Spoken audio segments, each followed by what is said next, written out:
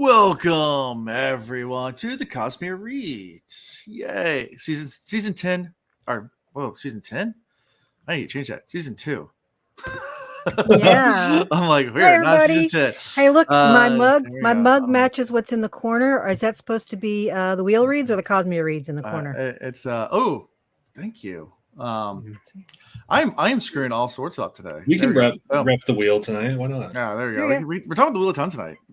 There you go. Oh, there you go. Oh, we talking some other action then. Okay, let me try and recall some things. Yeah, I got my dusty wheel water bottle here. There We you can go. go. We There can you go. I have my dusty wheel frosting mug. It's yeah, I got that too. No dust on his cocktail. Mods. Fun times. All right. How's everyone doing tonight? We got Zool on. That's all that matters. That's all that matters is Zool's on. Yeah. Bingo. Well, thank you. Exactly. Hey. It should be fun. I think it's almost a year ago, I think, when Zool came on that one time. Was it? Oh my gosh, man, we've been on this. Yeah, It's book one. What? Yeah, it was book one, and it was right before WalkCon because Alonda was like dropping everything. I'm like, I'm gonna go. Oh my gosh! And then in fact, I couldn't go. That's right. And I couldn't give the ticket away. What is it? What was that all about? Oh no! Yeah. Oh yeah, because it actually says we don't resell tickets. Oh my gosh! And I was like, that'd be the coolest thing. I'm gonna give a ticket away as a contest. And they were like, nah, nope. homie. Yeah, they're very much no. That's all right. It's coming up 2 weeks, right? Zool? Yes, 2 weeks. 2 weeks. Yep. 2 weeks I from yesterday, I will be there. I will not be in attendance, unfortunately. Do what you do. But yeah, maybe next year. We'll see. Yep. That's a I'm wearing a WalkCon shirt here. That's the plan right now, but we'll see. Yeah. And at some point I want to make it out to the Dragonsteel Con. I do want to do that. So yep. For the Brando Sando Cosmere Con. Cool. Announcements. I don't think I have any really. Welcome back, Will. Welcome back, everyone. We took a week off, and Will took a few weeks off. He has a baby coming. We get it. Yeah, Will, I haven't seen you in like a month, dude. I know. I missed you guys. It's good to be back. Thank you. A lot of craziness going on right now. When the baby comes, you got to change your name to Papa Will. Yeah. Daddy. Daddy Will. Yeah, I was looking at girl dad hats the other night. Oh, nice. Nice. Do it, please. Awesome. Oh, do you know you're having a girl? Yeah. Yep. Baby girl. We had our last ultrasound today. She came in at 6 pounds, 4 ounces, I think. She's measured really well. Everything's healthy, on track. So, yeah. Cool. Yep. Getting ready to change a bunch of poopy diapers. Sounds good. Well, I just as full disclosure, Zool might have to take over at some point during this podcast. Right now, as of right now, I was supposed to get on the copper mine. I am solo parenting, so I'm watching a monitor over here of my kids sleeping. But if something happens and starts screaming, I'll have to run because that's now. Will, I'm gonna advocate for it right now. I mean, hot take. I would love to see a guest appearance with the baby. Yeah. No. Of wifey, full glow. Full glow. Full glow. Full glow. Yes. Now, I'm not saying today. Doesn't have to be today, but you know. I would love. I mean, full glow. Next week? I would love to see just. Yeah. I mean, come on now. See if I don't know if she's on right now. Maybe she'll pop in the chat. But yeah. Oh, even she's back. If she's a background player, we're still in. Yeah. We're still in. There you go. Yeah, because she's a little she's like the member that we never see, right? Yeah. Yeah. I know. We'll get her on here. Mm-hmm. If I can pull her down here. Tell her Orlando requested it. I think at some point we're actually going to be adding another member too. I have one of my mods has not finished. I'm honored. Oh, hey! one of our mods has not finished the Cosmere, but has read up to where we are and a little further. But once they're waiting to join, and maybe we've talked about it. So come on in, nice. Come on in. But yeah, they're not going to join yet. But the water's nice. But maybe we're talking about it. Yeah, do it. Talks. All right. So might get another personality. So be fun. Guys, ready to talk about some Cosmere? It's been a long time. I'm ready. And next week we're off. That's an announcement. It is the 4th of July next Thursday. Yeah. So I'm watching fireworks. I'm not hanging out with you guys. Sorry. How dare you, sir? How dare you spend America family? Oh, that's right, America. America. RICA, America. Exactly. Let's go. Speaking of that, Alando, I thought you were like, were you supporting Panama in the Copa, or because you have a USA jersey on right now? So my Panama jersey did not come in time. Oh, got it. And you were born in Panama, right? I was supposed to be at the game, but work got in the way. Oh, At the game where? Huh? Where is the game? Oh, so USA versus Panama. It was in Atlanta. It was today at 6:00. I was supposed to go. Things did not work out because of work. And what is this for? Is this the World Cup qualifier? Or this is Copa America. So this is this is all the Americas championship, which is happening at the same time as the Euro. Isn't the World Cup in the United States next year? It's actually in 2 years, but yes, it's going to be in America. Yeah. So that's the reason why this is great that the Copa is happening now. Yeah. Because they're trying to make sure they can kind of gauge how is it going to work out when World Cup comes here, right? There's someone at TikTok posted a video of them parked outside the Los Angeles MetLife Stadium, and the parking lot's empty, and it's just him in his car. He's like, just go ahead and reserve my spot now. What's funny is some of these Copa America games have been like empty. Like, you see like the Venezuela game and like just like people look at the Euros, and the Euros have like these like 30,000 seat stadiums, and they're completely packed. And then they like show like Copa America games, and like, oh, like barely anybody's there. It's like an 80,000 seat stadium. 80,000, 100,000 seat stadium. Yeah. No, it's like there's no way it doesn't equate. So Anyway, by the way, congratulations, Panama. Spoiler alert, should have said that first. Anyway, congratulations, Panama. Me, as I say with my American jersey on. Yeah. Yeah. That was a good game. That was crazy. It was a great game. I loved it. Yeah. It was a ball. Yeah. A brawl.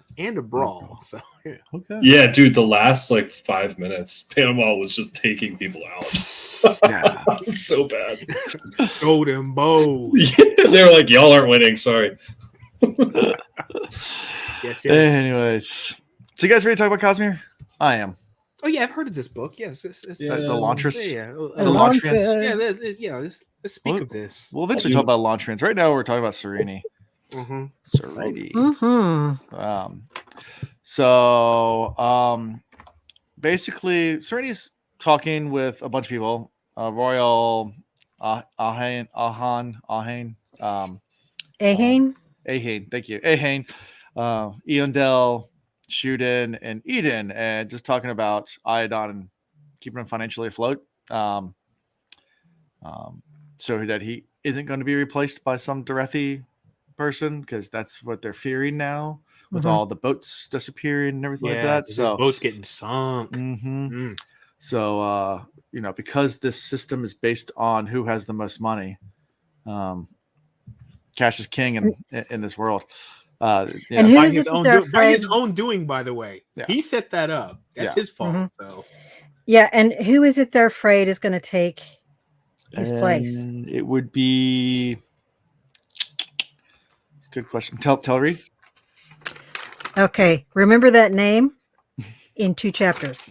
Duke Telri. Okay. It's going to come up again. Okay. Interesting. Just as a detail I just noted today. Okay. Wow, no kidding. 3 shadowing. I love it. Fun. Alan normally says, sure. I have no idea how many times in my life I've heard Alan say, sure. Yeah. Sure. Interesting. Sure. Wait, I'm going to make a bingo game called Alan Says. And it's just be all sure's?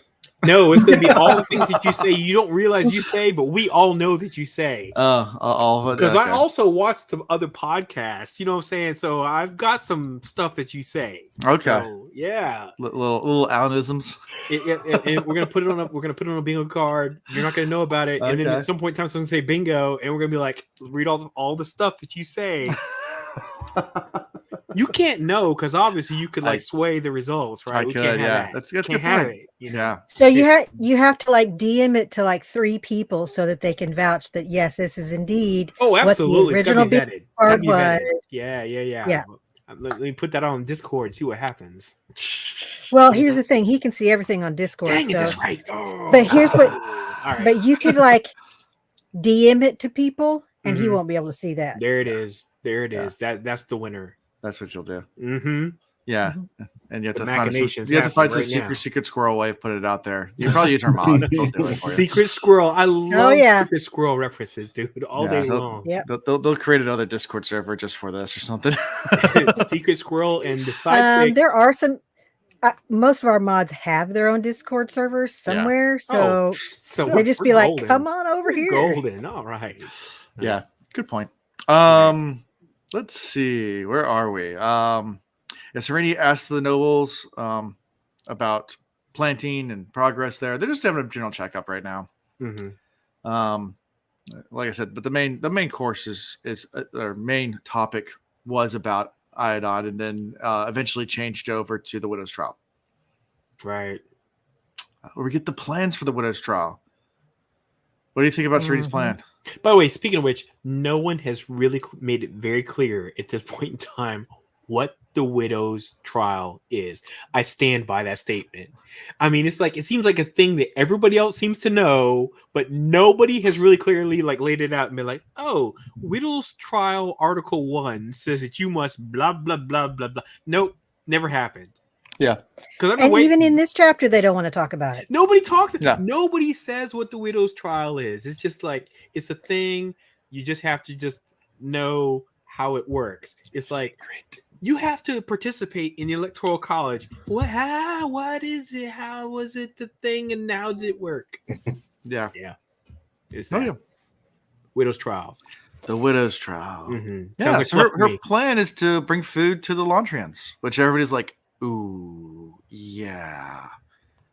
Can we back up to the first part of the chapter first, too? Go for it. Okay. So the first part, what did y'all think about Sereni's plan for bailing out the king and the plan that they came up with? First of all, they were like, what?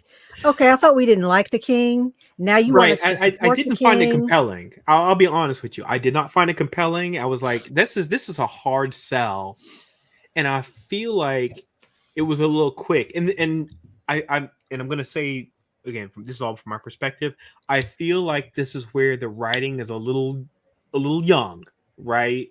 It's like a little gap there. It's like, where was the compelling argument that really persuaded all these people of nobility who've been doing their thing for a while? I mean, none of these people are idiots. Well, maybe some of them are, but most of them are not idiots.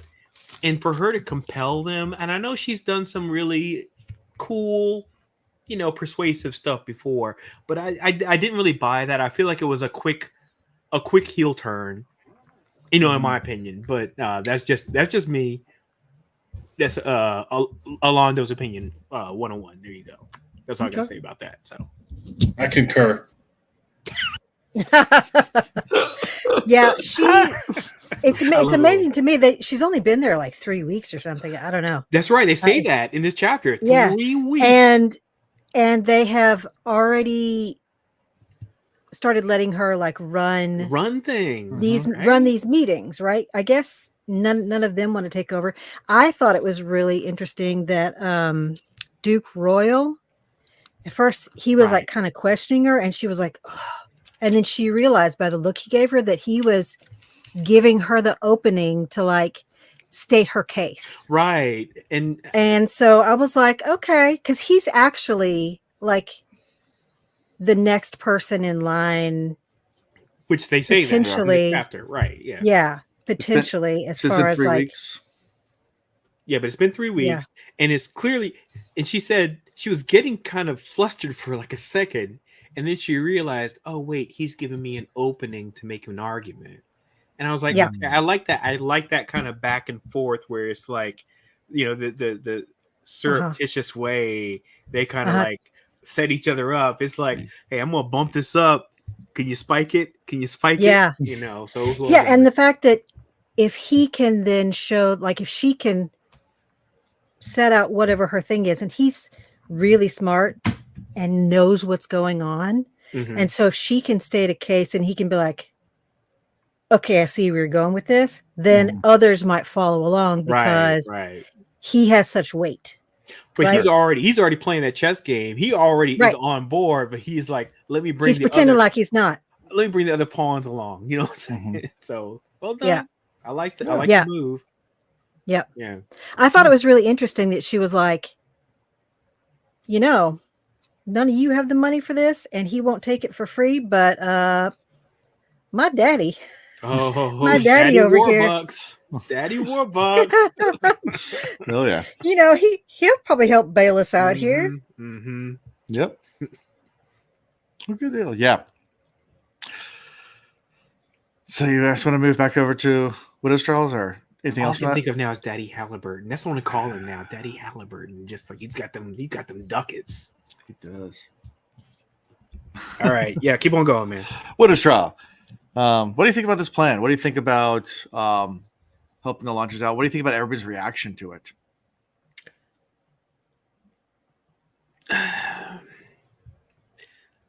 I don't know. I had mixed thoughts about it. I feel like this is, and I continue to say, this is getting accelerated pretty quickly. This whole chapter, I feel like a lot of things happen a little quickly. I don't have that escalated quickly meme. Yeah, well, that escalated. The pacing's off just a bit, just a bit for me, and I listened to the chapters now. Stop listening to it at 1.5 speed. Hey, how you know that? How you know that? Because I keep saying it. All right. So I'm on the bike and I do like a 1.5 hour workout, and I want the workout to end at the exact same time the chapter's in. So yeah, that's how it works. But anyway, but I'm like, it was like really fast. And I was like, man, these guys like really came on, like, flipped around and came on her side like kind of quickly, and they're like, yeah, gung ho, blah blah blah. And I'm like, wow, that was easy convincing. Yeah. So. Well, and I think that they don't actually believe that the king is going to let her do it. Right. So they're kind of like, yeah, if you can get him to do that, which they're thinking it's never going to happen. Sure. It's kind of like how Alan gets people to be on podcasts with him. Mm-hmm, mm-hmm, yeah, if you can get another person to be on the podcast, I'll do it. Right. That's how Chris got to be on the Will Reads. If you can get another sucker, yeah. Well, you're the second sucker, so dude, you're in. Oh, I laugh as I'm one of the victims of that separation. Yeah, you are. I haven't got to the point where I lock them in my basement though, like I do with the Will Reads crew. It's Oh yeah.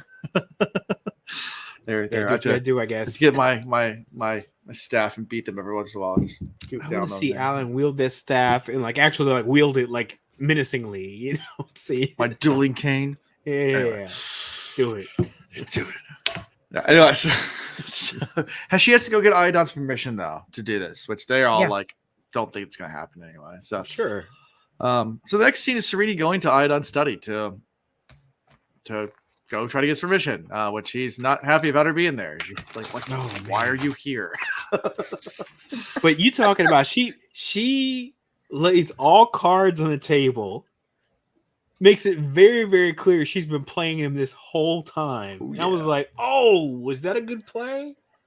I thought she was hilarious. I thought she was going to go in there and be like, the batting the eyes, like, oh, father-in-law, dear, I would so appreciate you if you would do the thing and the thing for me. No, she went in there and she was like, let's stop this coy nonsense. And then she just lays it all out, and he's annoyed, and I'm like, I'm going to execute you or exile you. And she's like, because now he feels like a stupid moron. Because he's like, how are you going to control the losses that you're having right now? Because all the ships being, Ugh. Start cutting off the heads of your children. Yeah. See how long you stay king after that. Yeah. Mm-hmm. Exactly. I wish I had the book right now because it's such a great line. Her come back to him because he's like, "Oh, you've been playing me this whole time," and she's like, "I tell you what, I'll pretend to be a well-reasoned, have a well-reasoned argument and conversation if you will too." If you will too, exactly. She's like, or whatever she says. Go. Yeah, I loved it. It was a great line, definitely a great line. The retort, and it put him right in his place because he was dumbfounded for a second. So, yeah, well done. Yeah. So yeah, I mean, basically counters with him and ends up with proposing that trade agreement with Teod, and he eventually comes around and accepts because he's backed into a corner. I mean, I don't think he has much of a choice at this point. He realizes that he's on his way to being screwed. But she's made it really clear that this isn't like, oh, well, she just came up with this. I mean, she has made it really obvious that everyone knows he's compromised. Yeah. Mm-hmm. So it's like the country's least guarded secret. Oh yeah. That he's losing power. And so, that I think that was a good wake up call for him. He needed that wake up call. And people in power have a tendency not to realize that when you're compromised and you're losing, you're weak in the eyes of the people that are under you. Sometimes it takes somebody really give you that slap in the face and be like, nah, you don't wield that kind of influence anymore. Yeah. And then it's like, okay, well, I need to do the right thing now for the sake of, in this instance, my country. Right. Yeah. Mm-hmm. And she actually saw a crack in his shield. Oh yeah. At that moment. Yep. When she said, oh no, everybody knows. Everybody's talking about it. Yeah. All that bravado he had up until now, all shook because he's like, oh no, they can see what's happening behind the scenes. And now I've just got to come to grips with it and accept the help I can so that I can hold position, not for me, but for my country. Yeah. Right. Yeah. So good on both of them. Seriously. I mean, good on him. Cause I really didn't expect that from him. I thought he was going to be like, I'm going to be a stalwart until the day I die. But no, he was like, I'm going to come around. So good for him. Well, I thought it was, the nobles had made a point, like he's got to feel like he's getting something over on you. And so she was like, you know what? I'm going to present, well, if I need something from you, if you're getting this from us, I need something from you. That means you got to let me into Elantris to do my widow's trial. Right. She made him an offer he can't refuse. Exactly. Exactly. I loved it. I love a good negotiation. Yeah. Anything. I don't care what kind of media it is. A good negotiation. Chef's kiss. Oh yeah. Yeah. It's always great. Always great when a plan comes together. There it is. All right. So after this, Serenity returns back to her rooms and they're not cleaned, which, being a princess, that's unacceptable. So she sends for her maid right away, and they're like, "Oh yeah, about your maid. She gone. She ran away or something." And apparently, it's like the fourth maid that's left abruptly this year. Yeah. And every time the word maid is mentioned, here's a Londo theory time. Okay. So every time I hear maid mentioned, all I think of is like, okay, this is going to circle back around to the maid at the beginning who saw the Shaor take over our boy. And I'm like, oh, this is gonna tie into that. And then it doesn't. I'm like, okay. Not yet, anyway. But I keep saying, yeah. What? Yeah, and we never got the name of that maid, so it's not like we know exactly. Yeah. So I'm like, that maid. I'm waiting for it to come full circle. What if that's the one who just disappeared? We don't know, but I'm like, I waited for that payoff. I feel like it was because we don't know who else knew. Because obviously all that stuff. Where do you think they're going? Where do you think these young ladies are going? Where are they going? I don't know. I mean, in a rough world, I mean, it could be a sex trade thing, but I don't know. I don't know if that's what happens. Could be. Elantris might be on the up and up. I don't know. I'm talking about the book, not the country, obviously. Yeah. But yeah, I don't know what's happening here. But every time I hear it, I just wait for someone to say it's the maid that saw that turned to the Shaor. Hrathen. Oh, yeah.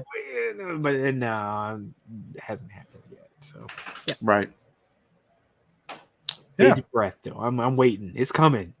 Sure. That's my theory time. There's end of theory time. Theory time over. Okay. Sure.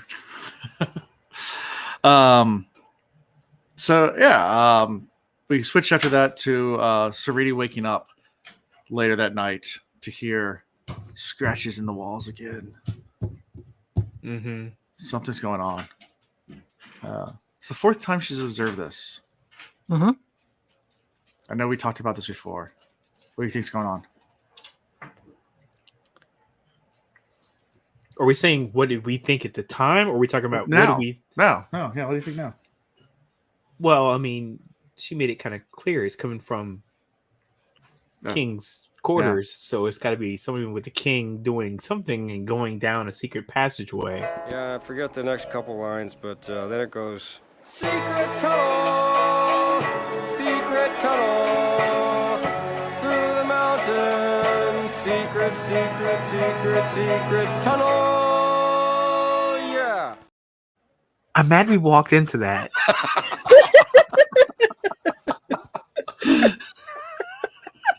Will, why did you stop me, dude? I forgot to, dude. It's been a couple of weeks for Will too, so you know. That's right. Will's been away for like a month. So he's like, I'm surprised you guys didn't know it was coming. We walked right into it. Oh, and it happened. Yeah, so this is why she's been hearing the scratching in the wall, and the depth of like the wall, the outer wall is like really deep. Like if she tries to feel like through the window, it's like as long as her arm. Like you might have to squeeze through that passage, but it's still, and it's happening on the same 2 days.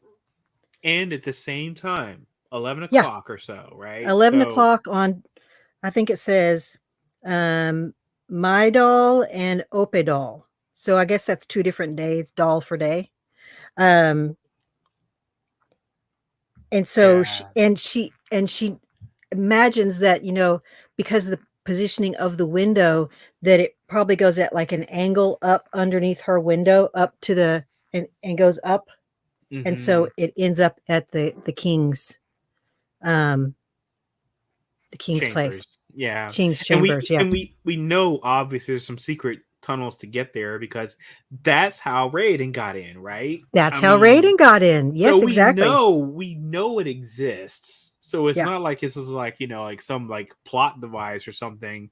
This has been clearly established that there were these passages that were created specifically because of paranoia and whatever else. Yeah. So again, all of this is like duh moment for us. It's like, oh, geez, that's right. We even know about it because that's how he got in the place.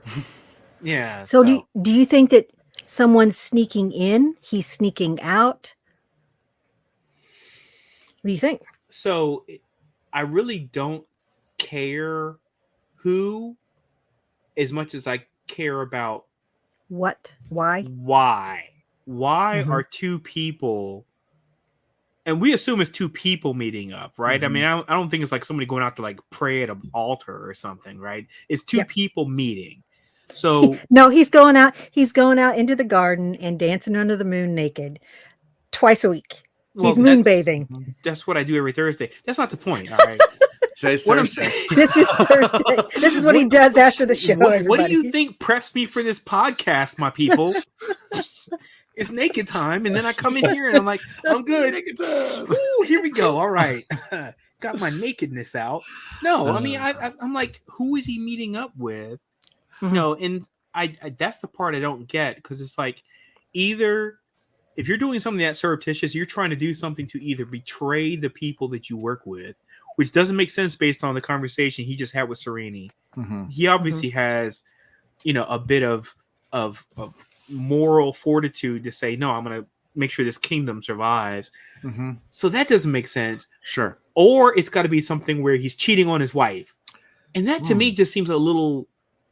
Why would you need a secret tunnel for that? Because he basically keeps his wife at like arm's length anyway. Yeah. He's like, oh, you stay over there. He's the king. You stay over there, do wifey things. He could have any, you know, harem of ladies trotted up to his spot. Sure. And what would the guards say? They'd be like, he's doing king things. Oh, there goes Tuesday. Yeah. There goes Thursday. There it is. Exactly. So, so I'm just trying to figure out the why.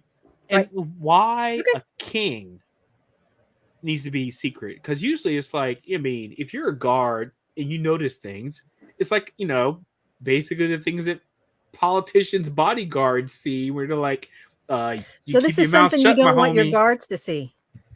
Right. So which means it has to be something going out the really crazy, something that would actually subvert everything you think about him or his policies. Mhm. So either that would be doing something with an Elantrian, which I'm not buying that. Right. Sorry, I'm not there. Doing something with the religious cult or religious sects, which I don't think that's happening because we've heard it from the other side. We've heard everything from the other side of that, so that makes no sense. So I'm like, I don't know what it is, right? That who he's meeting up with. So that's where my mind is like really kind of going crazy with the secret chamber, secret tunnel thing. I'm like, how, what, why? All right. So, anyway, enough Orlando theory time. Yeah. I think that's the end of that chapter. That's the end of the chapter. Yeah. That's the end of the chapter. Yep. Got anything to say, Will? Yeah. Okay. Do you concur? I concur. There it is. Sorry, for anyone who's wondering. I concur. Yeah, I'm not caught up, so I'm here for moral support. Yeah. I just want you. I just want you every once in a while to say I concur. That's all I want. There it is. There it is. I know you're not caught up on the readings. I know you've had a lot going on, but it's I concur. Yeah, I can handle that. Yeah. I can handle that. Yeah, Will. I will carry you. Every once in a while, just say something completely off the wall that has no nonsense, and that is fine too. Please do. Please do. All for it. Especially that Orlando is full of shit. Shut up. You're wrong. Shut up. Shut up with the shot nap. I disagree completely, and I stand by that. I'm not going to have to explain myself. I'm done. Y'all, this is the first time I'm looking at some. I listened to this on audiobook. I don't even have a hard copy of this, which is very unusual for me. I tend to have all the hard copies of books I read. At least the ones I want to keep. I have like a whole big series that I want to keep going in on.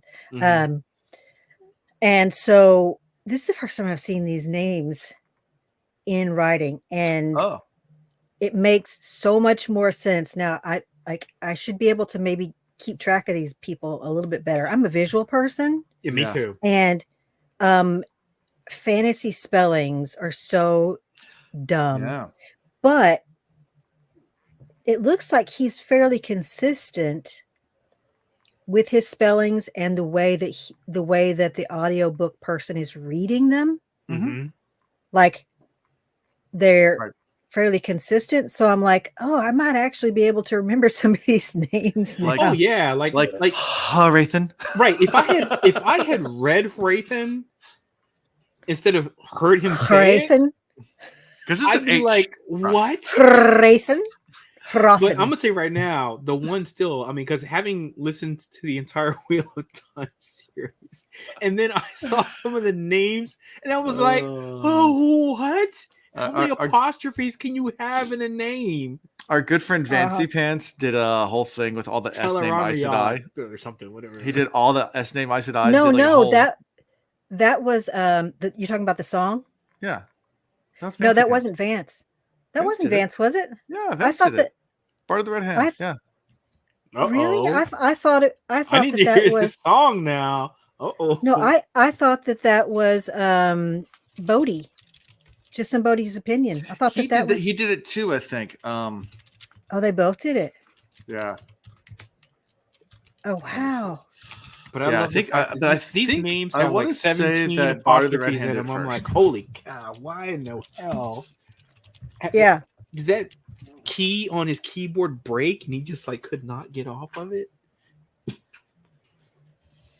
He always does our Vance always did the whole entire if Wheel of Time was made in the 90s ones, which are hilarious. If it was made in the 90s, why would that make things different? Not in the early 2000s. Never mind. I think that's what it was. I gotta find an example. Anyway, yeah. So in the Wheel of Time world, next week is Wat Idol. So year number 4, I believe. Year number 4 of the Wheel of Time Idol parody contests. And so there is. I don't have a submission. No, I know. There is at least one song from a previous year that has like every single Aes Sedai name. Nice. In it. That's right, because a lot of them. Yeah. Or maybe it's every single S name. I don't know. It's every single Aes Sedai name. S names in general in Wheel of Time. You're gonna be naming them for a minute. You're gonna be naming them for a minute easily. Yeah. Nothing like that here. He doesn't have like any particular letter. I feel like there's a lot of vowel names. You know what? In reading this, I was like, "Who's Loden?" And then I realized that was a capital I, not an L. Oh, I was reading as Loden. I'm like, what's the word Loden? I'm like reading all these names, and then there's like a lowercase L-O-D-E-N, and then I'm like, no, that's Iodine. Right. Okay. I think Iodine is I-A I-O-D-E-N. O-N. So he does the shorts. Iodine. So Iodine, right. It's like I-A-D-O-N, right? So I found it's I-O-D. Yeah. I-O-D-E-N. I-A-D-O-N. That's it. Yeah. Okay, there you go. Iodine. Iodine. There it is. There you got the pronunciation right. There it is. I found what I was looking for. So Vance does the Wheel of Time TV show was made in 2005. And I have a clip to show you what I'm talking about. Hold on. Share a screen. No. I mean, unless I think everyone's seen the first season. Okay. It's a TV show. First season of Wheel of Time TV show. Okay, TV show. Yeah. You guys can see this? Yeah. Yep.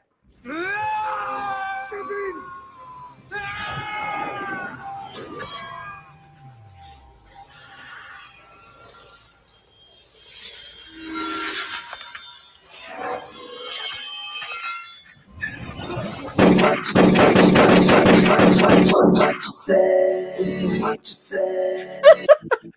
That you've only been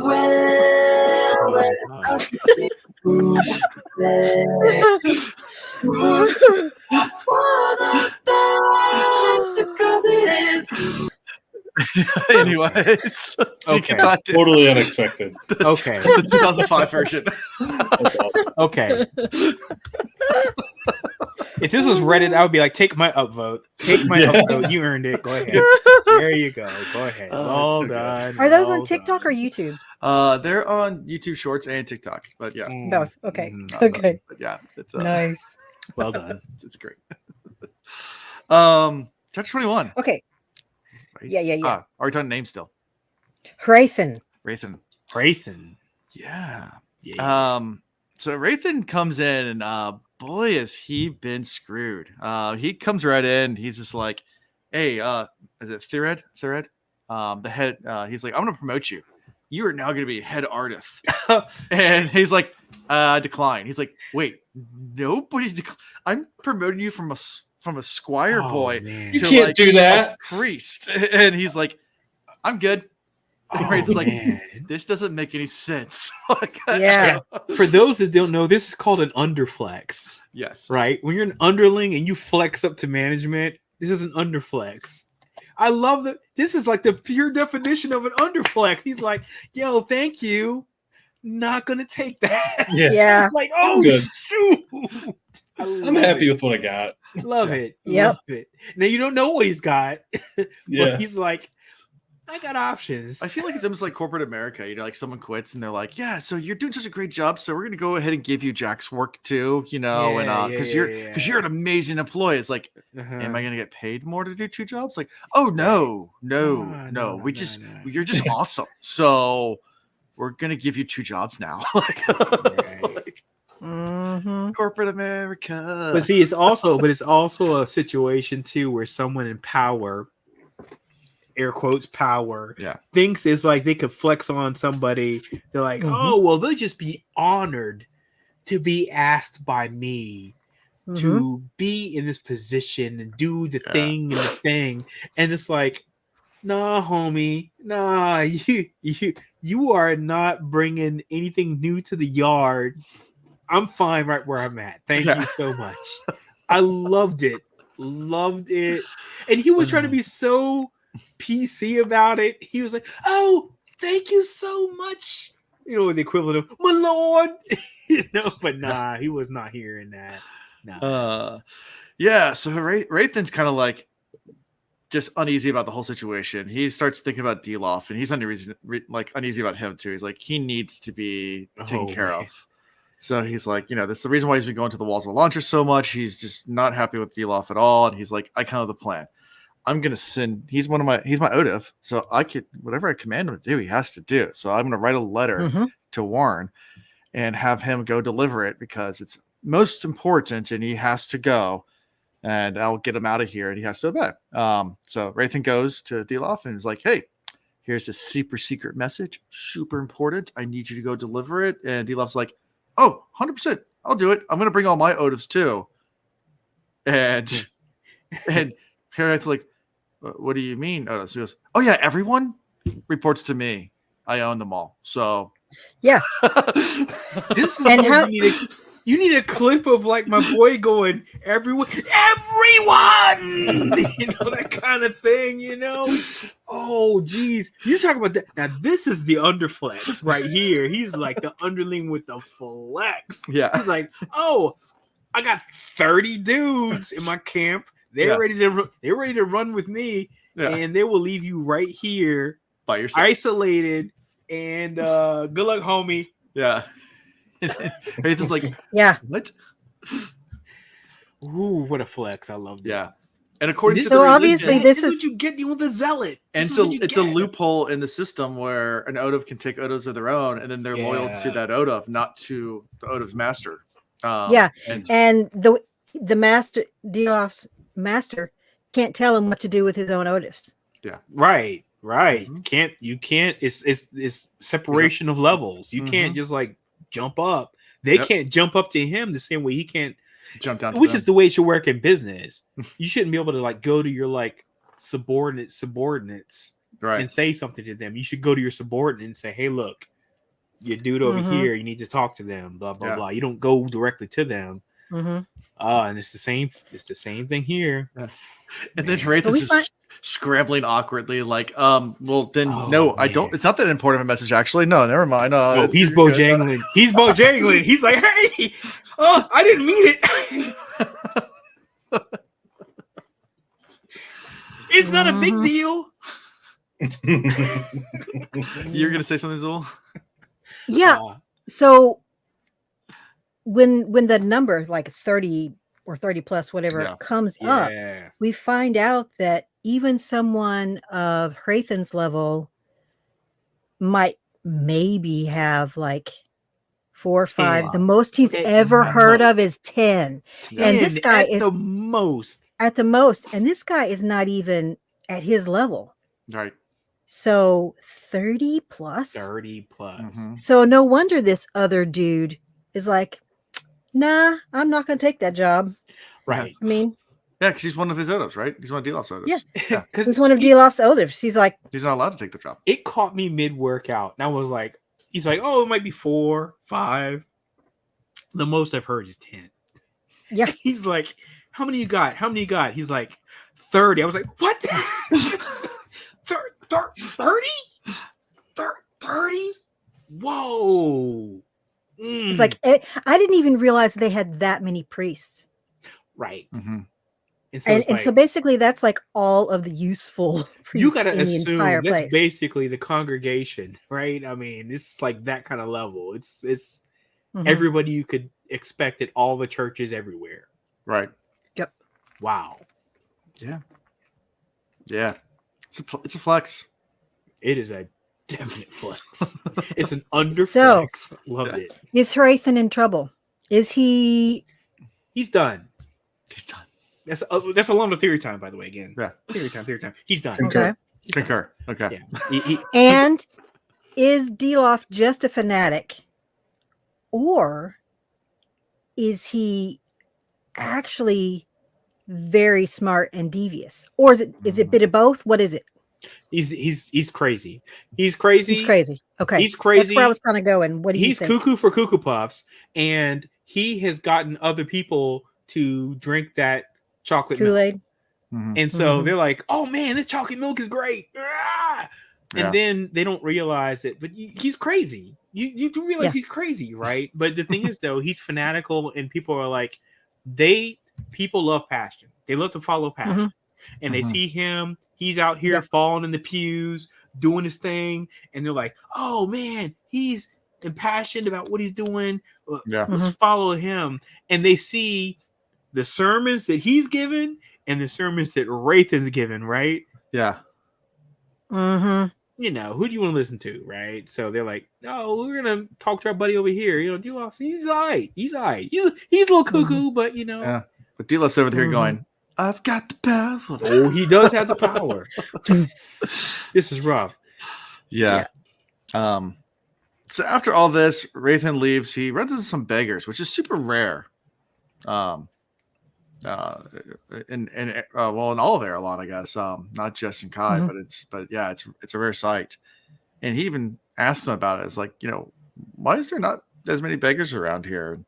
And they tell him, it's like the kings agreed. They'll it's against the law to beg.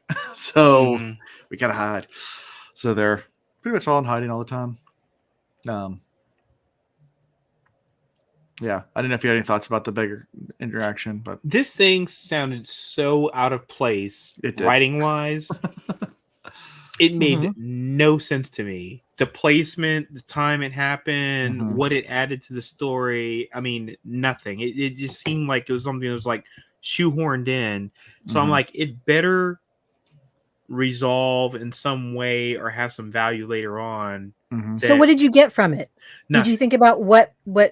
Okay, so I got nothing from it. Think about the fact. I started thinking about that because I kind of thought, what is it doing here? Right? What is this? And think about the fact that the king came from the merchant class. Right.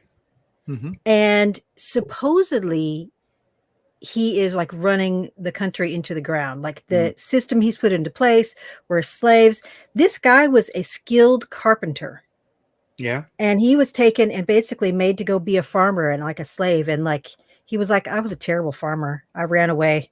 Right. Come do this, me and my son and I. And there were like 5 cities around and they live in like one of the other cities out there. And they come in to cities, beg. By the way, that are being ignored. Right. Yeah, because they're emptied, basically. Exactly. So, yeah. Like the population is just so like low decimated. Now that they're just not decimated, but they're just like kind of like wanderers now, right? Yeah, I guess. Yeah. So I just started thinking about like this gives us one little bit of more of what Iodon has done to the citizenry, and we see people who are obviously unhappy with it, but part of why it's going downhill is he's taken like skilled craftsmen and things like that, and now they're slaves and they're not even making the crafts that could be making money for the country and for the economy and all this other stuff. So that just makes no sense to me as somebody from the merchant class that they would do that. Right. I'm not sure. I feel like, and if this works out, then this is my criticism, is that if it somehow or another has a relationship to the maids that have like basically like absconded from their positions in the castle, and there's like a connection there, then I get it. That's the through line here, right? But right now that through line isn't really clearly established, that connection and relationship. And so right now I feel like it's like superfluous, but I'm just saying that right now the connection's not like right there. It's not like, dot connected. It's a possibility it's all connected. Possibly, but right now I feel like it's just it's a little too, the vagueness of it is like, it made me feel really disconnected to this moment where I was like, it's just like listening to somebody telling a story about finding a string on the road. Yeah. I was like, okay. So I had a question. This also made me think back to the first chapter we were in when Serene was talking to the noblemen about planting. And I forget what that deal was because it happened in a previous chapter and I didn't go back to it.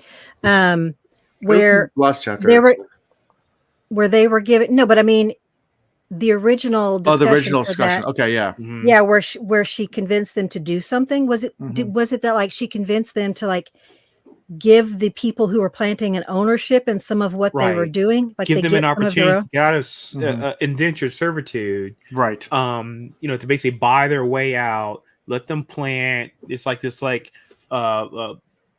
Giving them ownership relationship for a while, and then you like let them buy themselves out of this, and then it eventually you gain the profits, but eventually they get to the point where they actually want to be there because they will produce more value, but they're also generating ownership while they're like providing value.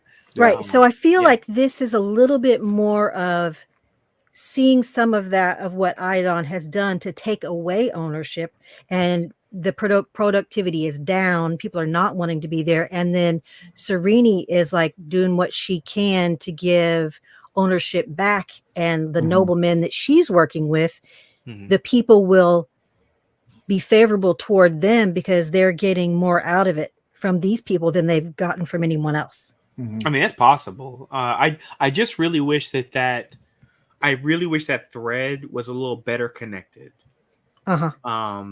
And I mean, and this is an early book, like you said. So absolutely, and that's the reason why I can only give it so much criticism, because we have read now Mistborn, and if this is his first book and he's still trying to put it all together, and maybe he's like, yeah, I didn't quite create that connectivity the way I could have, and that's fine with me. But it's like that I would love to later on be able to come back and revisit this and see how it pays off. But right now, you know, every time he says something, I always want to feel like there's a subtle foreshadowing that's happening at every time, right? I'm like, okay, there's a subtle foreshadowing of this thing here, subtle foreshadowing here. And this one, I was like, I'm seeing this interaction, and I was like, I'm not seeing it. Now, is it possible there's something there? Yes.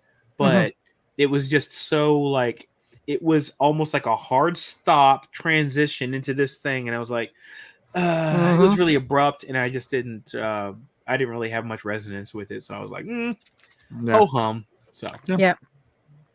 But when he gives the guy money, right? So, but he gives it in Jadith. Yeah. He gives him one bag, name, and then throws him a second, right? Yeah, for all the other beggars. But then the guy's like, "Who's Jadith?" No. I loved it. That was good. I like that. Though he goes back, he's like, "Who the fuck? Who?" Yeah. Who that? I was saying, there it is. There it is. Yeah. It reminds me of, was it like back in like the early 2000s when like Will Ferrell interviewed Eminem at the VMAs or something like that? I was like, "What do you think about Afro Man like dissing you?" And Eminem goes, "Who?" Who? Anyway, so after this, Hrathen goes and encounters Omen while at the Elantris Wall. Who's Omen? He's that priest from a previous chapter. We talked about him a lot. Yeah. So and that was the thing that annoyed me, is that it's been a while since we talked about him, and so it took me like all of like listening to this conversation. It took me a long time to recollect where he was from. So anyway, keep going. Yeah. Let's see, where are we? Yeah, confronts Hrathen. They're on the wall. Yeah. And just confronting about what he's preaching and practicing, regardless of a hatred of Elantrians. And Omen lectures Hrathen about, truth versus belief. It basically, it's a philosophical conversation that ends with Hrathen really having doubts. I mean, no, he questioned his faith like outright. What happened to your faith? He was like, "Your faith is like shook, my dude," and he was like, "What?" Which, of course, that's going to be your instant response if somebody challenges you in your faith and your beliefs. You're going to always say, "Oh, how dare you!" But I mean, but really, you know that something about that resonated because he was like kind of like enraged about it, and then he's like he turns around, he's already walking away. Yeah, that was a But I feel like all of this, I feel like between, you know, your acolyte has basically raised his own like group of acolytes. So he's got his own like, you know, like minions working for him.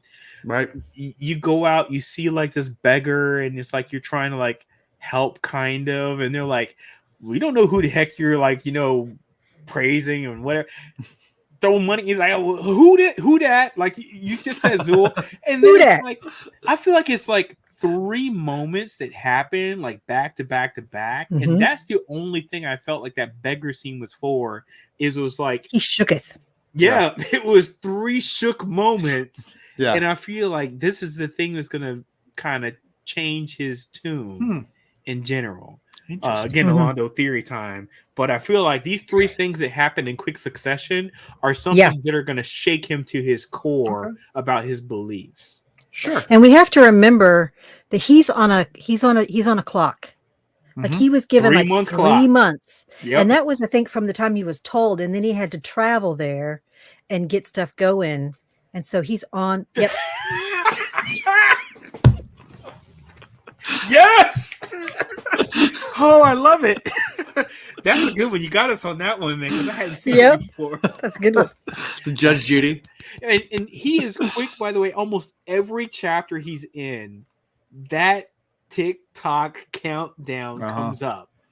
It's something we cannot ever forget. He's like, TikTok, 90 days or whatever it is. 3 months is what I basically think it is. But and I think he's like thinking to himself, he's like, oh man, I gotta make these moves. Yeah. Mm-hmm. And that's how we end this chapter with a semi-broken Hrathen. Or at least a shooketh. Yeah. Yeah. You guys ready for chapter 22? See. All right. Hrathen. Yeah, he's getting concerned. There's been a lot of attacks from Shaor's gang. He decides. So Shaor's the third one, right? So there's like he has his gang. Karada. And there was Karada. Well, Karada joined him, and so did the other one too now. So now it's just Raiden's gang. And Shaor's the other one with like the madmen who just are like attacking. Yeah. We and they're like, out. Does Shaor even exist? She's basically a girl with a stapled wig. Yep. Real talk. Yeah. That's all I think of the whole time was stapled wig girl. Yeah. Decides to go pay her a visit to confront her like he has with the other gang leaders, and walks in and realizes it's just a kid. That's feed me. No. Whose daughter is that? Okay, so when I heard this and I was like the name, and I hated the fact it was like I'm listening to the audiobook and I'm like on the bike and I was like, that name sounds familiar. And I was like, I'm gonna come back to that. Completely forgot. Cause Duke Tellery. Duke Tellery. The one I told you to remember that they're worried about from 2 chapters ago. The one that is being backed by okay. There it is. Thank you. Now it clicked. It just clicked. So his daughter, who was raised as a total brat, right. is one of the gang leaders. Okay. And she's just a girl. Yeah. Got it. But she's like semi-worshipped as a god. Like it's not even like she's even been there a for real 2 leader. years. Only because she's got flax in the hair. You know what I'm saying? So I whip my hair back and forth. I whip my hair. Somebody needs to snatch that wig off her head. Yeah. The staple's too deep. Yeah. But Hrathen recognizes her right away. He's like, I know her. She was a brat before she turned. Right. Yeah. And her name is not her name from before. It was not Shaor. Of course, nobody's keeping their name from before, Right. basically. I mean, because even he's spirit, so It was what keep a name. sewing. So whiny. So whiny. Oh, so whiny. So whiny. She's Which so is whiny. either so whiny or it's like a swine. So whiny. Ooh, I But like swine she is too. so That's whiny. good. That's Yeah, really on the nose. I'm a fan of this. I'm gonna go ahead and go with the second one. So Yeah. whiny, yes. So whiny. Mm-hmm. Yeah. And she spots them, right? Yeah. She spots them and orders her followers to attack them, like Crazy, before but they can talk. Oh, Like, but she sounds, and I cannot remember what movie I'm thinking of where it's like a girl who's like on the throne. She's like the ruler, and she's like all like belligerent. She's like, kill them and all this kind of Alice stuff. in Wonderland? No, Off with their heads. shoot. All I can think of now is Game of Thrones. Unfortunately, with the kid, this they got the trap door. Joffrey. No, that kid. The one in the tower. Yeah. And Rivendell. The one up in the. They got the sky door. Irie. The Irie, yeah. What is his name? Anyway, but I mean, yeah. Anyway, so I'm just saying, it's like this whole like trope about these kids who are like in position. Joffrey is just as bad, and they just like want to see like people just get like that kind of thing. Power trips. Yes, because they don't understand mortality or morality. So nobody's ever said no to them. Oh yeah, and that's the other problem too. But they don't understand. They have disregard for human life, and they don't understand what it means to actually be beloved by anybody. They're just like, well, whatever. I just want to get what I want to get. So. Yep. Well, Rhaedan and Galladon, they escape. They return back to what they're now calling New Elantris. They've somewhat fortified it, makeshift barriers, and they have some guards and things like that. But everything's still falling apart there, so it's not great, but it's looking better than it was. Sure. You're getting there. Yeah. And during this, Marishi reports that there's a visitor from Kai that has entered Elantris. So gets back and says, "Hey, there's a new visitor that's come, and they just entered Elantris." And wait. I feel like we're skipping stuff here because this whole thing about the wall crumbling under his fingers. I feel like this is something here. This is getting kind of deep because I'm like, all this effort has been made to like clean stuff and make this facade like visible outside of the slime and sludge that's been on top of it. Sure. And now we're finding out that it crumbles like under. And okay, so this is where I'm like, is it under anybody's touch or just under his touch? So I'm like, wait. Do you got the touch? Do you got the power? I'm quoting that song. And then like, wait, is it what's happening here exactly? And then it's like, he's got the power, obviously, snap. But he's got the power. And so he's like making it crumble. And it's like, okay, well, so basically the soul of the city is gone. Right. And that's the reason why things are crumbling. And I'm like, he's just figure blasting that he went there. Finger blasting is the best. He went there. He just had no choice. Oh my gosh. I mean, it's such an appropriate meme. It's such an appropriate use of a meme. So we've seen that all the wood is rotting. We've seen it stays wet all the time. We've seen that like fabric is rotting. All that stuff makes books and stuff is rotting. All that makes perfect sense. Like everything stays wet. It never dries out. Marble disintegrating under his fingertips. Now we're going even deeper to something it's only been 10 years.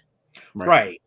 And you can understand maybe some of the other things books, deteriorating. The wood, the sludge, everything up until now made perfect sense. No problems, especially in disrepair, right? I mean, I've seen those videos on YouTube, and it shows what would happen to a city if all The Earth humans taken were like, over. yeah, right. And if all humans left the city in 10 years, you barely recognize it, right? Roads would be like in disrepair, blah blah blah. But marble disintegrating under your fingertips is the one where I was like, wait, well, no, what? Yeah. What? Yeah, I wondered what you were going to say about that. Yeah, I had 1,000 questions right now. The other thing that happens like right before that is because I think he puts his hand on the wall because he suddenly becomes racked with pain. Yeah. Right, because he's like feeling the very pain. suddenly. He's feeling like it's like fatigue kind of thing. It's like it's starting to like hit him, and then he's like about to, and he starts to slip. I think he slipped on sludge, and he was about to trip or something and caught himself or something on the wall. And caught himself on the wall, and he's like, "Oh, whoops!" And then it crumbled, which makes sense, right? Because I mean, leaning against the wall like this, you're not going to put that kind of force and pressure on it, right? But if you're trying to catch yourself from falling, you're going to put force on it that you typically would never exert on something, which made perfect sense. That's the reason why it hadn't happened before. Now, up until now, it's just been like touch, feel. Now it's all my weight and pressure on something enough to actually make it disintegrate under my fingers. And I was like, oh, and what I was waiting for is I thought it was gonna be like, oh, well, now you're gonna find that there's like another layer underneath that, kind of the same way they wiped off all the sludge, and there's gonna be like a layer or something. I thought it was gonna be like, oh, he slipped on it and it brittle and it shattered, and now there's like underneath it is like the Mona Lisa was hidden there the whole time, but no, it's actually just it's decaying. And this is marble. I mean, I think it was marble. I keep saying marble. Yeah, I think I think it was. Okay, sounds right. Which marble? I mean, the idea of marble disintegrating to me is like he says it's softer than soapstone. Right, and I'm like marble softer than soapstone? No, never. Yep. So the whole thing crazy to me. So right, and then they say, "Hey, there's somebody here. We have a visitor." Oh, I think it's a princess. We need to go out to the courtyard and see what's going on with this chick. Who's that chick? Well, it's wifey. So, so Sereni's there with a lot of nobles too. They've all come into Elantris. Like a dozen of them. Yeah, she convinced a dozen of them to come along. And she said she was gonna get like 10, and she sure did get 10 plus to come in there with her. I was shocked. I thought it was gonna be like 5 or 6 would come in. So I think the king might have said no more than 10, and she goes beyond that. I can't believe she got that many though. Still, because she had the course to become. So good on her. She got the numbers. Right. Yeah. Yeah. And Hrathen immediately gets super nervous because what's there is an entire wagon full of food, and Hrathen's like, "Oh, this is not good. Yeah. We don't need this right now. We're just getting to the point of hope and trying to turn things around, and this is just horrible." But he's still trying to play coy and trying to play like he's just a nobody at this point. And that was one of the things he said he thought was a bad thing. What's the second thing? Oh, worried about the noblemen and worried about those wild men coming to attack. Shaor's crew coming in and attacking the noblemen. Right, because right now they basically have stability across 2/3. Let's go on. I'm just using. And the guards leave them alone. Right. So 2/3 right now of Elantris are basically like come in alignment with civility. Right. But 1/3 is not going to be persuaded because you got, Annie Cuckoo Puffs over here with the flaxen hair, and she is not going to be persuaded to do jack because she's a kid and she was already a brat before she got here. She can't be reasoned with, and he knows. Yeah. So. Yeah. I have a question about the wall crumbling. Hey, it's Will. Hi. Was that Hrathen? Was that Hrathen who slipped? Yes. Yeah, it was Hrathen. Yeah. This is right after he saw little flaxen girl. They got chased. And then they got chased. And then he just kind of, at one point in time, kind of slipped on a wall, But it's like a mystery as to why it crumbled, right? Right. Yeah. So I'm wondering, like, is there something about that that's working in their favor? Because, like, if he did fall on marble and it like held like marble should hold, he'd have a lot of pain and like residual pain from that, right? So it's almost like since it disintegrated, it didn't resist his force. So interesting theory. It's like softer. It is. Yeah, he got Like lucky. A shock absorber. Mm-hmm. Yeah. Okay. Right. And he kept referring to the what do they keep calling it? The door. The door. The door, which is basically The door. Like Aeon door. Right. So the door is like the soul of something. Right. The door is like the soul of this religion. I'm going to call it religion right now. Mm-hmm. That's like gone. Right. But since the door is gone, then things just don't have the stability they did before. There's something wrong with it. Yeah. Something wrong with the door. Yeah. Yeah. So like we were saying, Raiden's super worried about the food for multiple reasons. Serena comes in and demands to speak to Aiden, Karada, and Shaor. And Raiden's kind of like, about that. We'll find them for you. They're not here right now. He starts to play around, and that's kind of how we end this chapter. We keep it going from Serene's point of view in the next chapter. Right. That's how we end this. Yep. And I think he then is like her guide to take her to a meeting with some of the gang leaders. Right. And she says, what's your name? And he goes, Spirit. They call me Spirit. Yeah. Yep.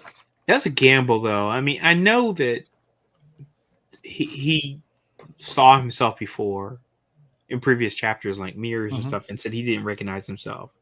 Still a gamble. Now, it's good that him and Serene hadn't really seen each other in person. So absolutely. Right. I mean, they only saw each other through aeons. So, it's interpretation at this point in time. But man, what a gamble, though. Yeah. I mean, Yeah. Anything else on this before we keep going? Yeah, keep going. We're in it, dude. Sure. All right, chapter 23. So from Serene's point of view, as she's being escorted by city guards, and led by Hrathen, who named himself Spirit, of course, to seek out the tyrants of Elantris.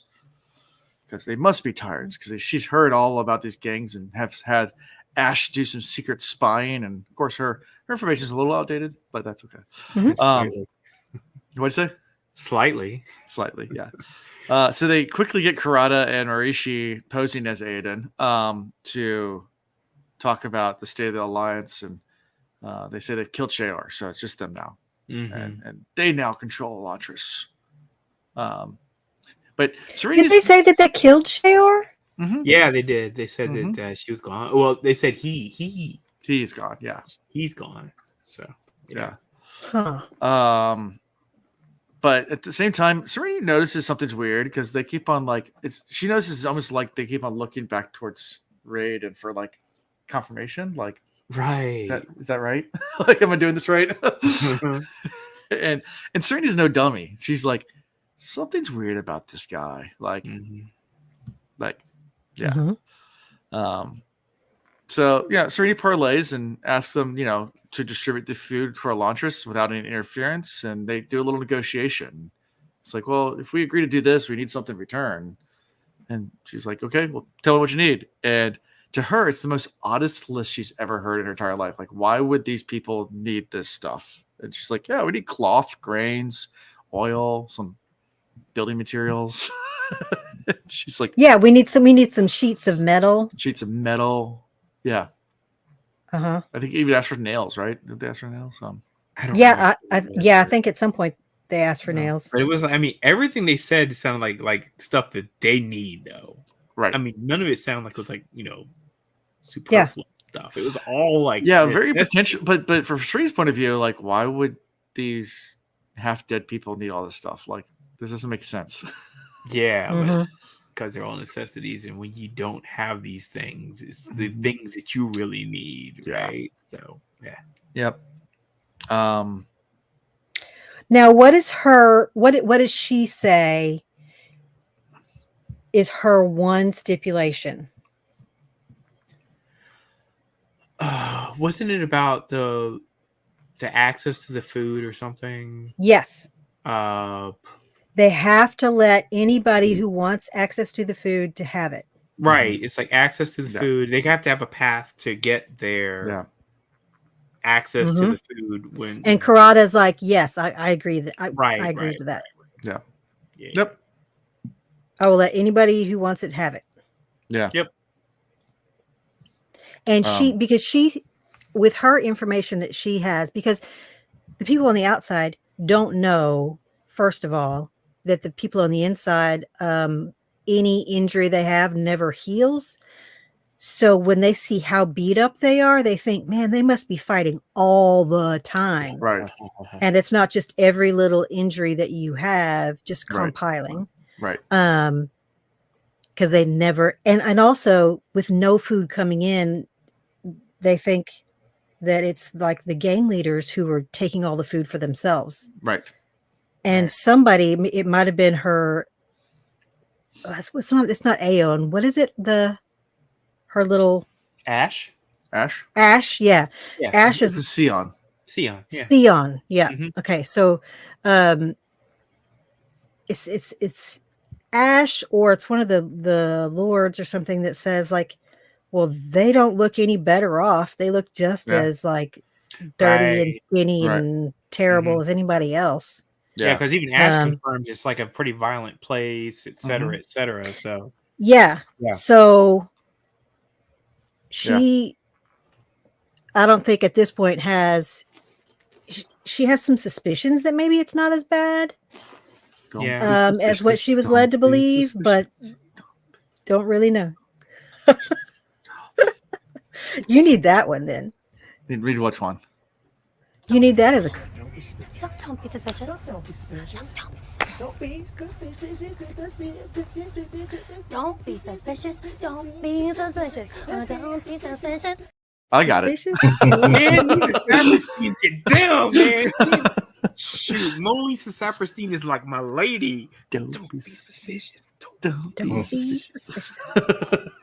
Anyway, so love that clip. So, but yeah, also Raiden's suspicious of Serene and her motives. There's some of that going on too. That's right, because he handed over the 95 Theses. He was like, "Hey, these are our requests." Yeah. And one of them is that he has to be present. Yeah. That like supposedly his leader said that he has to be present for all of the food distributions. And she's so I mean, I know he doesn't know her, but that is like so obvious, you know. She's like, it's so obvious you're like in command here, right? She's seeing right through all of this, which is again says a lot about her. She knows something's up, but the moment that she really gets suspicious is when they figured out that he's the leader, because there's a few things that he did, especially he was too present. It wasn't that moment. It was the one moment when they're distributing the food and they're like, all right, everybody come, and no one moved until Spirit gave them all permission to. And it was like it was so many little things that happened, and she's like, okay, he's in charge. Yeah, and what was interesting was that he actually had to like take a bite of it to show, hey, it's okay. Not only is it real, but it's okay. Turnip, right? It was a turnip. Yeah. And she was like, "Oh, turnip's gonna be like terrible," but she's like, maybe to him it's like amazing, but really it's just about, hey, it's not poisoned or whatever, or blah blah blah, or crap or something. It's just like, hey, it's food. So but she's suspicious about like just what obviously he's one of the real leaders, but like who is he and what's going on? Like and Serena tells Ash that like so this spirit guy's like what's going on. And the Sion's just like, I'll spy on him. I have no idea. I don't know who this guy is. Yeah. I love that she has a spy. She's like, hey, dude, go spy. I know. I love it. Yeah. Hey, ethereal orb, go spy for me. It's like the best drone technology ever made. Yep. It's a sentient drone that can just talk to you. Yeah, which I forgot that they need to sleep until this chapter. I completely forgot that they sleep. And he gets really cranky if you wake him up. I was like, oh, I forgot they sleep. I'm just thinking this thing is like, you're just always awake. Just do my bidding. It's like, no, they need to sleep and get rest. I was like, oh, that's right. Yeah. I guess they are entities. So good for them. Yeah. Yeah. And she doesn't want his to need his approval, but she actually kind of likes him. But she kind of wants his approval, though. Yeah.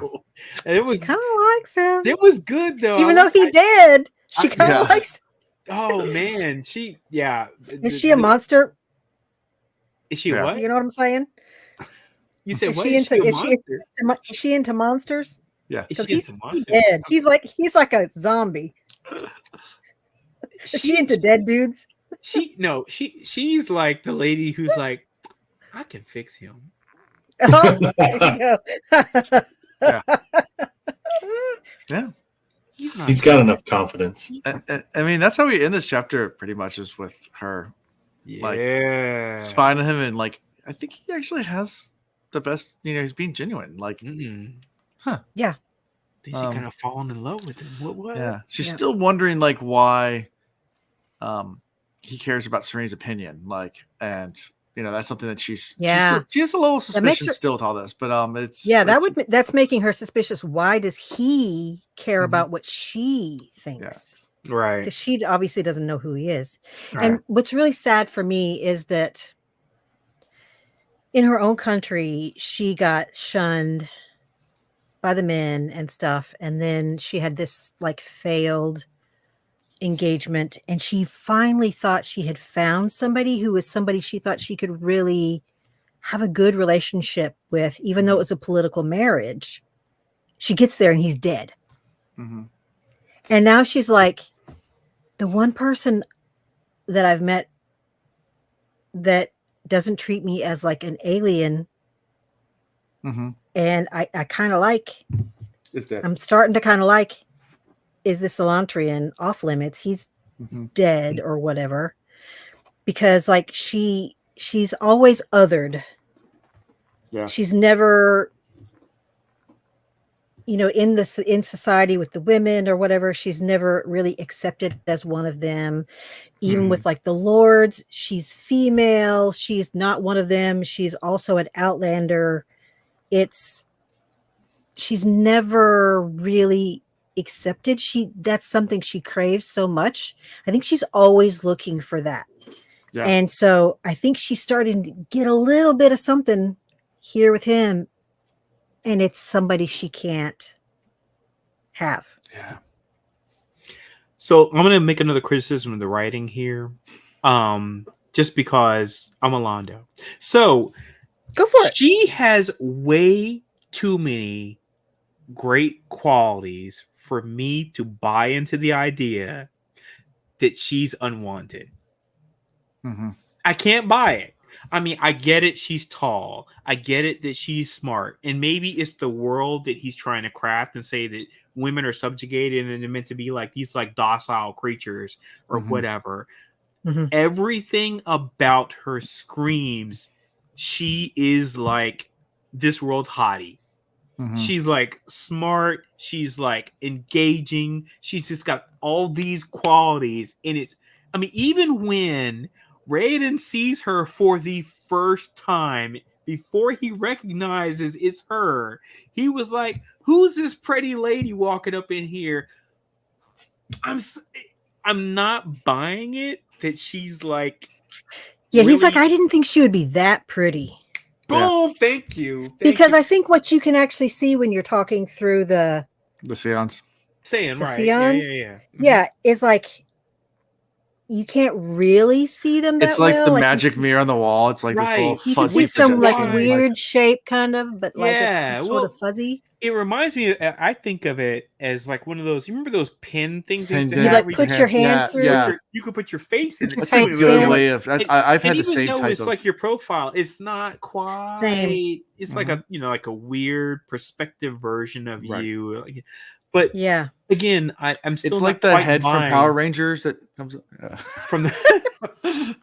What reference are you? Yeah, making? I'm too old for that, dude. Power Rangers? Yeah, in Power Rangers, there's like this headless like hologram that talks to them or something like that. Oh shoot, I know what that is. Yeah, and I I've never only watched seen Power like Rangers, but I know my what that little is. brother used to watch Power Okay. Rangers, and that's the I only know reason exactly I know what it you're talking exists. about. Will, help me Yes. out.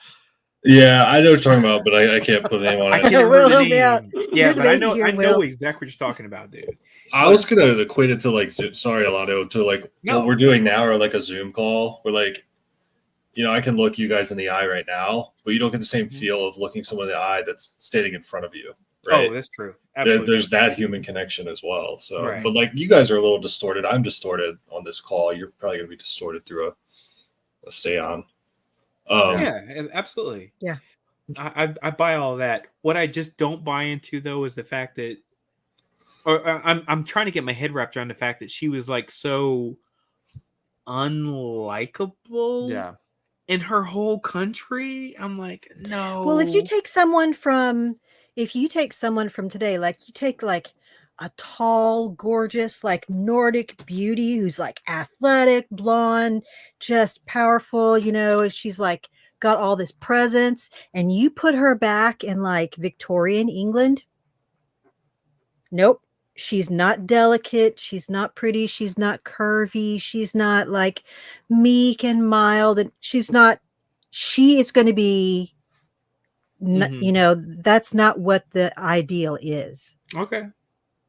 So I think that's kind of what we're seeing here. And that's part of like, hey, she's too tall. She's too forward. She's too smart. She's too whatever.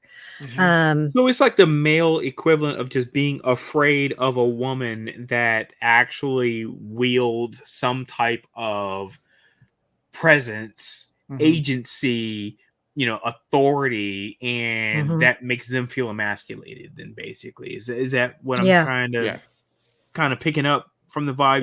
And I think and I think she was given. I mean, she was othered in her own court. And her dad allowed her to be, you know, he brought her up to be like free thinking, and he would, and so she actually became like an emissary for him, a diplomat for him, going around to different countries and things. You know?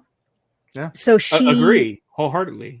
Yeah. Because she wasn't really accepted, but he taught her to be that. And this country's even more backwards, you know.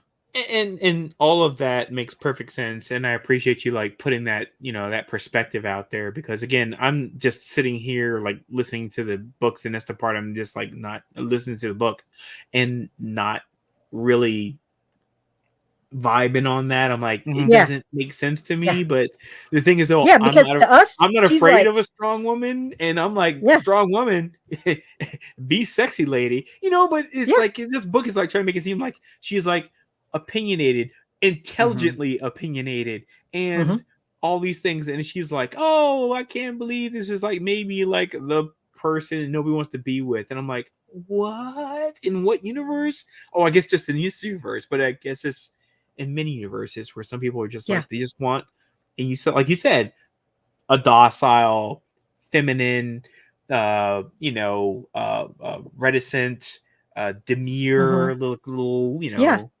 fragile, flowery thing, right? And maybe that's what they're looking for. And okay, and I guess that's the epitome of the era, and that's what they're looking for. And fine. Oh wait, I'm sorry. Epitome. The epitome. The epitome. That's right. Nice.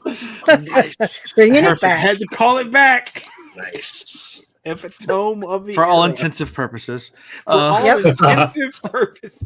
Yes, right. You gotta misuse everything. They are very intense. They're intense. Nice. I was just gonna talk, not a criticism, but I guess a compliment of like the way he's. And this could change because this is just the start of us seeing Hrathen and Serene in the flesh together.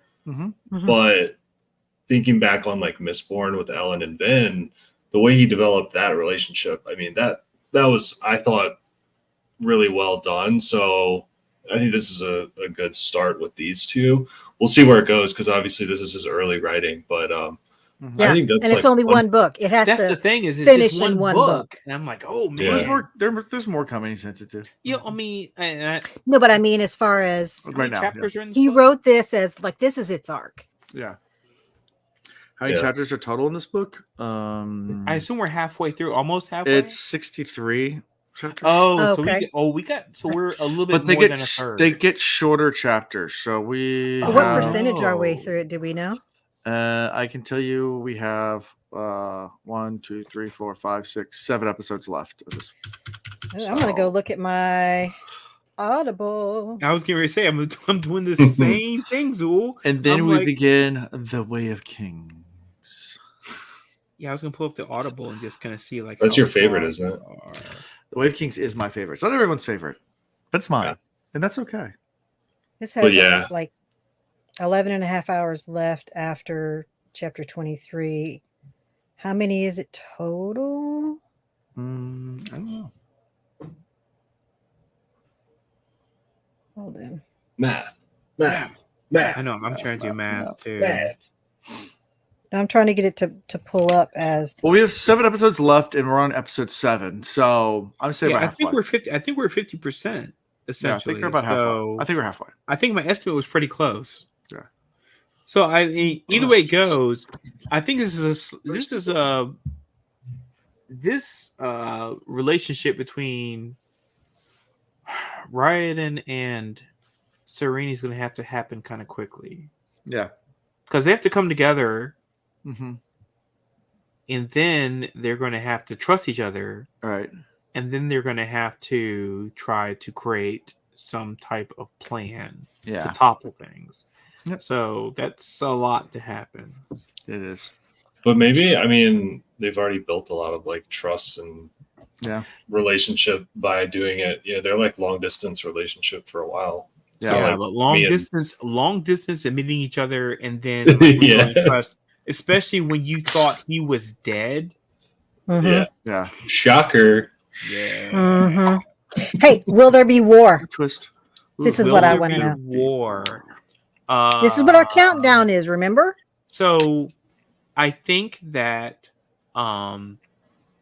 there's going to be an effort for war from the acolytes, and I think that Hrathen's going to help stop that because he's seen the atrocity that happens with the war that he's created. That's my guess. Yeah. Oh, from the other country he helped. Yeah, I think Hrathen has seen what the outcomes are, what the unintended consequences are from what he's, been doing, manifested before. Yeah. And so I think that he's going to be the one that's going to stop the war because he has enough religious influence. His faith has been called into question too. So yeah. So, and I think what's going to end up happening is going to be him versus his own zealot. Yeah, I think that's where it's going to him versus Dilaf. Yep.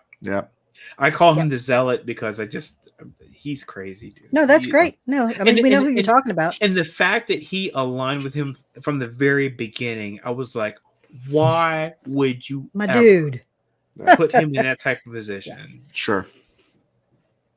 Be smart about it, my guy. Come on. Anyway. He could have at that point sent him away. Exactly. Thank you. You have somebody that's like again. I know I've used this term too many times today.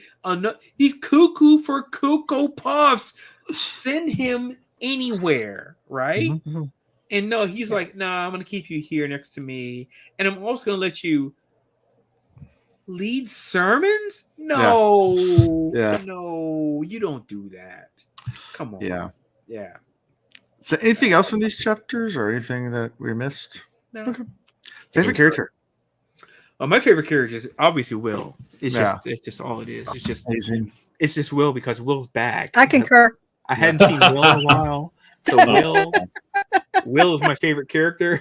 There you go. There you go. Will, right there on the big screen. Yep, I concur. Automatically, because I missed you, dude. Seriously. Yeah. Thank you. Yeah, it's been weeks, I'm man. honored. So, I've been on here with Doughboy. Yeah. Thanks for filling in. You're my favorite character, Zool. And hey, Zool always holds and Alan. Oh, they're all my favorites. Well done. My favorite character is Shaor. Shaor with the slap happy brattiness. I picture her as a giant Venus flytrap and Little Shop of Shaor saying, "Feed me, Seymour." Okay. Little Shop of Shaor, do up. Yep. Little shop. Now we need a meme of that. We need a meme of that. Exactly. With like a blonde wig on with a wig stapled onto the side of a Venus flytrap. Oh no! Yes. Blonde wig. I don't and need to see this at the same time. Me too. It's gonna happen. It's a great T-shirt idea. Yeah. Little Shop of Oh, Shaor. by the way, I am still like, this is the part I have no theories on. How does this Shaor situation get rectified? Because reasoning with Shaor is not going to happen. No. Which means you're going to have to bring her acolytes around somehow, which is unreasonable. And they are just brutal. They have gone beyond the way they deal with the pain and the hunger is they have just given over. They're like sitting there like breaking through like wood and stuff and trying to pure attack. Instinct. I'm like, no, this whole Shaor situation seems like wall off that part of the city. It just put it up, brick it up, and just walk away. Yeah. What was that? What was the Edgar Allan Poe joint where it was bricked it up? Oh yeah, the Castamontillado, right? There it is. Yeah. Yep. Just break it up, just walk away, and then every so often you hear the screams from this side of the wall. Just I hear something. Yep. Whatever, you be all right. That's all you can do. So, did you have a favorite character?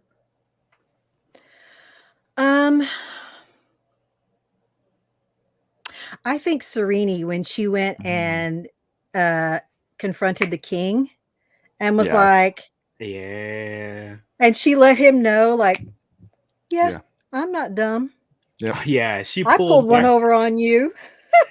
She pulled back the Legally Blonde mask. It was like, ha ha! I was smart the whole time. Yep, that's my favorite moment. Nice, good girl boss. Well, she's definitely a girl boss. She's always been a girl boss from like chapter whatever it was, 3 or 2 or whatever. So yeah. So next week we'll be doing 4 chapters again. We're gonna finishing up part 1. Finally. Wait, we're still in part 1? Yes. Are we kidding? It's a super long part 4 and really shorter next parts. So it's like okay. The book's weird. The first part's like half the book, and then over half the book. Okay. Over half the book. And then there's more parts, but they're a lot shorter. Good deal. So a lot of setup. So part 1 gets finished. We go through chapter 27, and we'll record that. I say next week in 2 weeks because next week is Independence Day, where we celebrate here in America when Will Smith defeated the aliens, and we never forget. Right. And literally, he punched an alien in the face, back into its spaceship. Yeah, and it created America. We can't forget. It happens. Yes, it happens. Kick the tires and light the fires. Yeah, and on each knuckle, there was a tattoo of a number 1776, and he just like punched it and back into his spaceship. What's the significance of 177? We don't know. To this day, it's a mystery that will never be solved. It's Will Smith punching. What if I just showed you my T-shirt and said that? Just one. I wish you would. If you I just do not stand own up- any 1776 clothes you or had- merchandise. Thank you. If Tara was just run downstairs real quick and just like come up behind you like and just like sneakily draw like 1776 in permanent marker on the back of your t-shirt, you turn around with like BAM! I'd be like, flex, my guy. Well played. Well played. Well played. Yes. Well, good deal. Well, thank you, Zul, for coming on and joining Thanks, us. Zul. Appreciate Yeah, you. you were awesome Always tonight. appreciate you. Always awesome. String also said you're his fave Yeah. in the chat. Oh, thank you. String Flame's my favorite. So there you go. Even though I called him a hoe on Tuesday, I'm sorry, String. How dare you? I did on the Will Reach podcast. I still love you. By the way, for everybody on the Wheel Reads, I watch every episode, just not live, and I appreciate every single one. Seriously. Yeah. Love all the references. No, it's great. It's great. It's fun. So much fun. We have a good time with it. So anyway, that's pretty much all I have this week. So like, subscribe, do all those fun things. Go join our website, or not join the website, but go to the website, cosmoreads.com. You can find links to stuff to join, like Patreon or Discord. You can also buy there's merch. always giveaways. There's merchandise. Wheel Reads. And Reads. Cosmo Reads. Yeah, we get giveaways. By the way, we never say this, but for those of you listening on the podcast, we do the YouTube live video. Yeah. I keep forgetting that every time. And so if you want to see us like in person on the video, we're on YouTube. We're on YouTube. Unfiltered. Yeah. There's not much editing that happens for the podcast. Let's be honest. It's pretty much just truncate salads, do a little EQ, and sit down. No, come to the video and see me and my giant mole that's on my chin. Yeah. I got nothing better than that. I got to do this. That's it. Well, you get to see all the video clips too. Yeah. Oh yes, all the meme clips. All the meme clips that you don't hear. Oh my god, yes, please, just for that. There's an enhanced feature to watching us on YouTube. Exactly, and then you can see our reactions to Alan pulling out the emotional damage clips. I love my emotional damage. There it is. Yeah, so it's all that fun stuff. You can come watch it all. It's good stuff. Yeah, come watch us live. Or not live. You can come watch us again. Every single video on the YouTube channel for the Will Reads, so because it's the Will Reads YouTube channel that does the Cosmo Reads and the Will Reads, is demonetized now because YouTube's amazing. And I can't call them bad things because we're on YouTube. But yeah, you can call them whatever you want. They ain't gonna kick us off. Yeah, you're amazing for what you're doing with demonetizing my podcast. For bad language and whatnot. Ooh, because I bought the rights to the music I use, and they're putting copyright strikes on everything, and I'm like, that reminds me, we need a longer intro. It's not enough time to make a quality drink. So I went and challenged one, and they're like, "Oh yeah, you did pay for it." And I showed the license number and everything like that I paid for the rights for it, and they let me monetize that one, but then they demonetize every other one. So I have to do this every single week. But then by the time you challenge it and go forward, like, it defeats the whole purpose. Because the way YouTube works is like the majority of your views and your revenue, if you're going to make money off YouTube, comes in the first few days. First week. First week. It takes over a week to challenge a copyright. And they make you challenge every single one right now because of this. So I have to either change my music that I already bought and own. Like, I paid the artist for this music. Like, I own it. But some algorithm and some bot out there is flagging every single one. So there's a reason why a lot of people are not on this YouTube platform situation. They just good old AI just going but through it's like, it is like the most popular. And so I'm gonna throw a pitch here. This is why Patreon is what keeps podcasts going. Yeah, podcasters, it does. And all your content creators. This is why Patreon, Ko-fi, coffee, whatever. It happened with another, like, so YouTube actually has like a copyright free, like royalty free library that you can select music from. Like, they have it on there. So on the Will Reads, I had some music that I got from that. From YouTube that I was allowed to use by YouTube's permission. someone else bought the rights to that song and immediately started copywriting and everything. I'm like, nice. Make it make sense. Like, hey, don't offer me free stuff and then demonetize all my stuff. Like, wonder if you like threaten to leave, then the bot will like stop doing I think YouTube cares. It's owned by Google. They don't care about. I have enough musician friends. We can write a new song, dude. I know. We can come up with something. I need to make some music. I thought about going the way of Leaf because they make their own music too. And getting them done. Oh yeah. Let's do. Oh, I love that. Yes, do that, please. I'm gonna do that. I want to figure something out. I just haven't got around to it. Yes. It's been making me upset because every time I post a video, it's I get an email. Your video's been demonetized. I'm like, but I love. Yes, if you can get on that, wait till he support other content creators, people in the community. Yes, just like your artists. Yeah, exactly. Love it. Love that idea. Anyway, I still don't own any Cosmere reads anything yet. I've got to get something Cosmere. We got Scott Stank shirts now. I still want to get. I'm waiting for the mega hat. The mega hat. The mega. I am still waiting for a all that in a bag of antlers. Oh yeah. All that in a bag of antlers. Bag of antlers. We need to design that. A bag of antlers. I have done so many variations of images for that. It's hilarious. I kept them all to myself. That is one of my favorite things.